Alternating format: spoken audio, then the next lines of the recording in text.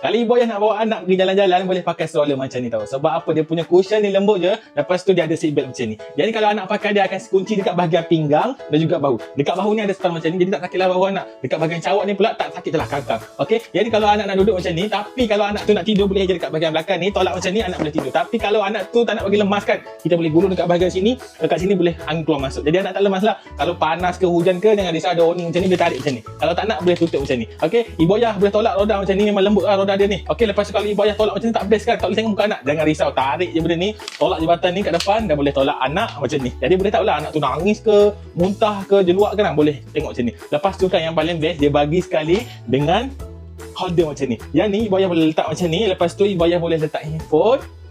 Lepas tu boleh letak botol susu. Jadi masa jalan-jalan tu tak perlu nak kelang kabut, ambil je botol susu anak ni, bagi dekat anak. Kalau tak nak, simpan balik. Lepas tu kali ibu ayah jenis suka jalan-jalan dekat bahagian pokok ke tasik ada nyamuk, jangan risau, dia bagi sekali dengan mosquito net ni. Dia pasang dia macam ni, sarung sampai habis macam ni. Jadi nyamuk tu tak akan ngusik anak. Jadi anak tu selamat lah. Okey. Jadi kalau anak duduk, memang selesa lah lembut. Jadi punya cushion ni, anak daripada newborn sampailah berat anak tu 60 kilo. Okey. Dekat bawah ni boleh letak tisu basah, pampers. Lepas tu kalau nak letak semua tu dalam beg tu letak je dekat bawah ni. Tolak, tak perlu dah nak pikul beg. Okey. Lepas tu kalau ibu ayah nak simpan, cabut je holder ni. Lepas tu dia punya pemegang ni kan, tarik, tolak ke depan dulu. Lepas tu dia punya button kat sini, tolak macam ni, lepaskan.